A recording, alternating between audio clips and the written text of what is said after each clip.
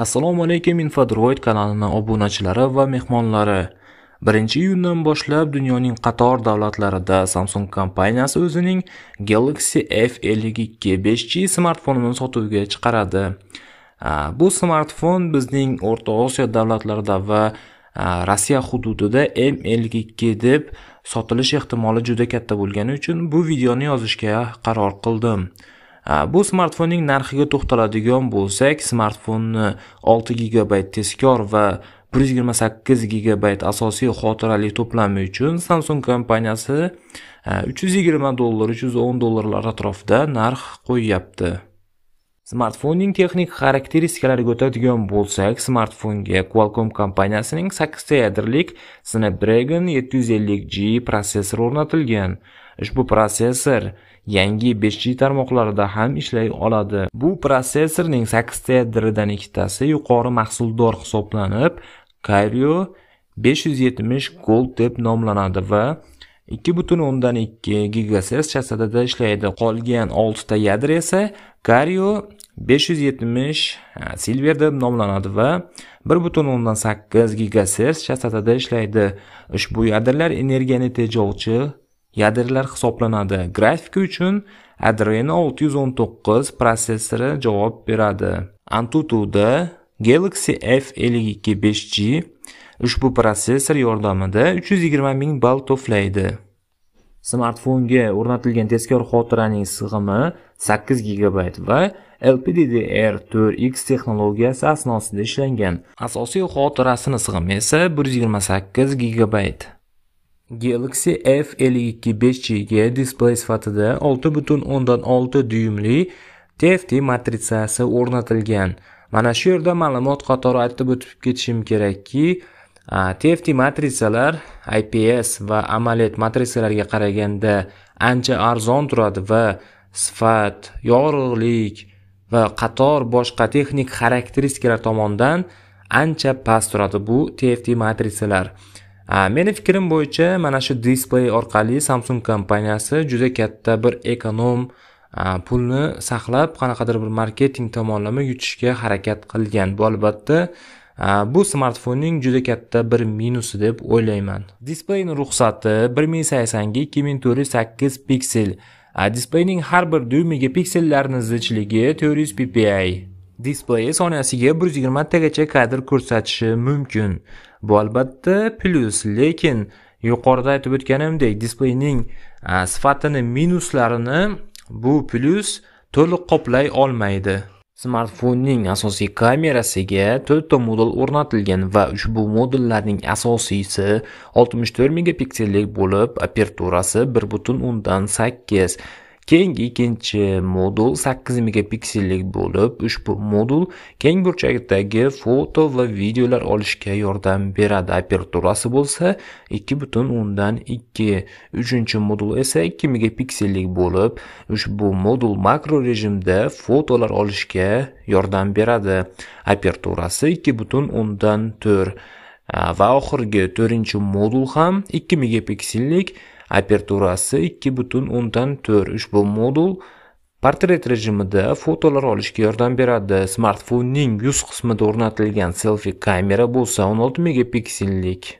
Smartfonga sig'imi 4500 mAh bo'lgan batareya o'rnatilgan va siz ushbu batareyani smartfonning quti to'plamidagi 25 vatli quvvatlagich bilan 1,5 soat, 2 soat ichida 0% dan 100% gacha to'liq quvvatlab olsangiz bo'ladi.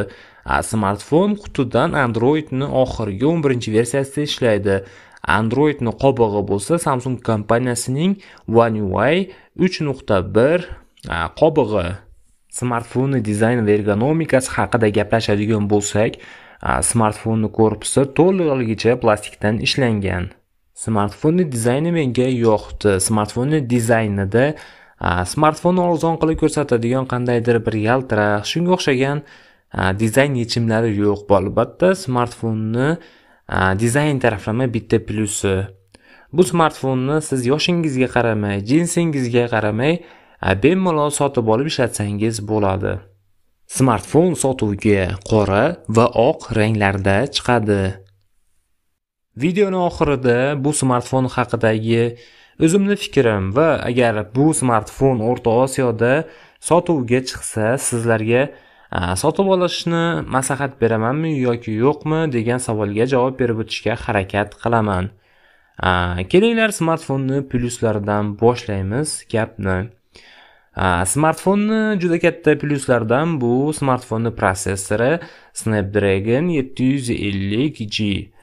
Bu protsessor 5G tarmoqlarida ishlay oladi. Agar O'rta Osiyo davlatlariga 5G tarmoqlari kirib kelsa, ish boshlasa, bu smartfonni to'g'ri, bu smartfon yordamida bemalol siz 5G tarmoqlarga ulana olasiz. Ikkinchi smartfonning plyusi bu smartfonning ekrani. Bu ekran ham plyus, ham hali noma'lum bo'lgan minus ham bor. Plyuslardan boshlaymiz. Bu displey juda sifatlik sig'imi tarafidan. Smartfonni ishlatayotganingizda qandaydir bir piksellarni ko'rmaysiz. Displeyni piksellarini zichligi juda yaxshi.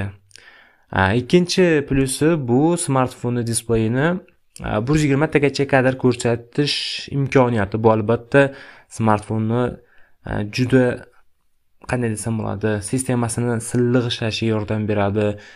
Qandaydir bir programmalar, dasturlar bilan ishlashni yana ham yoqimli qiladi, to'g'rirog'ini aytsam.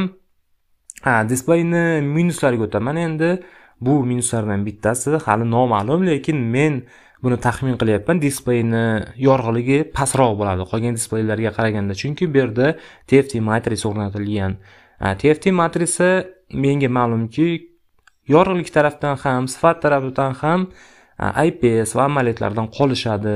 Bu smartfonning yana bitta minusi bu smartfonning O'rta Osiyo davlatlaridagi narxidir. Misol qilib oladigan bo'lsak, Xitoy, Hindiston va shunga o'xshagan davlatlarda ushbu smartfon $290 boshlanib $320 bo'lgan narxda sotilyapti. Lekin bizning O'rta Osiyo davlatlariga kirib kelganda bu smartfon sotuvda $350 boshlanib narxi $450 yetishi mumkin narxi. Shuning uchun shu yerda savol tug'iladi. Bu smartfonni sotib olishni maslahat berasizmi bizga, yo'qmi degan savolga men shunday javob beraman. Bu smartfonning narxi agar $350 gacha bo'lsa, bu smartfonni sotib olishni sizlarga maslahat beraman. Agar $350 dan tepa narx bo'lsa, sotib olishni umuman maslahat bermayman. Mana misol qilib oladigan bo'lsak, Poco F3 smartfoni bor. Juda dizayn tarafdan ham, materiallar tarafdan ham, protsessor va boshqa qator texnik ustunliklari bor smartfonda. Bundan arzon bo'lgan Poco X3 Pro bor. Yana mana shu narx atrofida Xiaomi Mi 11 minisi bor. U ham zo'r smartfon. Shuning uchun bu smartfonni juda katta narxga sotib olish to'g'ri ish emas. Ko'p pul to'lashning hojati yo'q brend uchun. Shuning bilan do'stlar, ushbu videom ham o'z nihoyasiga yetdi. O'ylaymanki, ushbu video sizlarga jichcha bo'lsa ham foydali ma'lumot olib keldi. Video yoqqan bo'lsa, albatta videoga like bosing va Infodroid kanaliga obuna bo'ling. Oldindan rahmat. Keyingi videolarda ko'rishguncha xayr do'stlar.